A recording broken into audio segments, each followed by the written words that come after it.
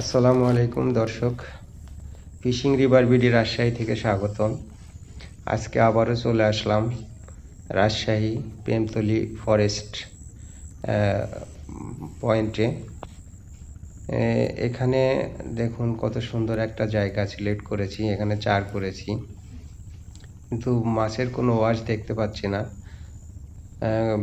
গত কয়েকদিন আগেও একবার এসেছিলাম, বড় বড় মাছগুলো ওয়াশ করছিল, কিন্তু আজকে কোনো মাছের ওয়াশ দেখতে পাচ্ছি না। স্থানীয় কিছু লোকজন যেটা বলছে যে গভীর রাতে কিছু অসাধু ব্যক্তি এখানে রাতের বেলায় কারেন্ট শক দিয়ে, হাই ভোল্টেজ কারেন্ট শক দিয়ে মাছ ধরছে। কারেন্ট শক দিলে হয় কি, যে মাছের পোনা, ডিম, ছোট ছোট মাছ, এমনকি জলজ প্রাণী যেমন সাপ, ব্যাঙ, সব কিছুই মারা যায়। যার ফলে অদূর ভবিষ্যতে দেখা যাবে যে আমাদের নদ নদীগুলো, বিশেষ করে রাজশাহীর পদ্মা নদী, এতে কোনো দেশীয় প্রজাতির মাছ আর পাওয়া যাবে না। তাই আমি যথাযথ কর্তৃপক্ষের মাধ্যমে আমি প্রশাসনের দৃষ্টি আকর্ষণ করছি, যেন যারা এই সমস্ত অসাধু কাজের সাথে জড়িত তাদেরকে যেন দ্রুত গ্রেপ্তার করে আইনের আওতায় নিয়ে আসা হয়। দেখুন বন্ধুরা, কত সুন্দর একটা জায়গা সিলেক্ট করেছি।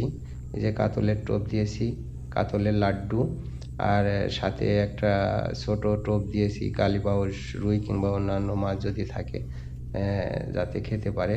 সেই সাথে নিচেই একটা চার দিয়েছি। এটা এখন থ্রো করব। তো যেটা বলছিলাম, যদি এভাবে কারেন্ট শক দিয়ে মাছ ধরা হয় তাহলে অদূর ভবিষ্যতে আমাদের দেশে দেশীয় মাছের খুব অভাব দেখা দিবে, এবং আমার মনে হয় যে নদ নদীগুলো মাছশূন্য হয়ে যাবে। শুধু তাই নয়, মাছের সাথে যে ইয়েগুলা, জলজ প্রাণীগুলা যেমন সাপ, ব্যাঙ, যেগুলা বিভিন্নভাবে আমাদের পরিবেশের ভারসাম্য রক্ষা করে, সেই প্রাণীগুলোও এই কারেন্ট শকের কারণে মারা যাচ্ছে। এতে করে পরিবেশের ক্ষতি। যাই হোক, শুধু পরিবেশের ক্ষতি না, দেখা যাচ্ছে যে যেখানে কারেন্ট শক দেয় আশেপাশে 25 থেকে 30 স্কোয়ার ফিটের মধ্যে যে সমস্ত ছোট বড় মাছ থাকে, সবগুলোই কারেন্ট শক খেয়ে কিছু মাছ ভেসে ওঠে, সেটা শতকরা 10 ভাগ, আর বাকি 90 ভাগ মাছ পানির নিচেই মারা যায়, যেগুলো তারাও পায় না, এবং অপচয়, যেগুলো আমরাও মানে ধরতে পারি না।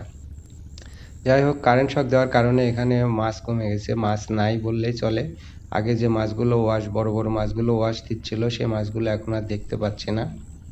আজকে আবহাওয়া ভালো, এত সুন্দর একটা জায়গায় চার করেছি, কিন্তু সকাল থেকে বসে আছি, এখন বেলা বাজে 4টা, এখন পর্যন্ত একটা মাছের খাওয়া নাই, একটা ঠোকাও নাই। তো যাই হোক, এই সমস্ত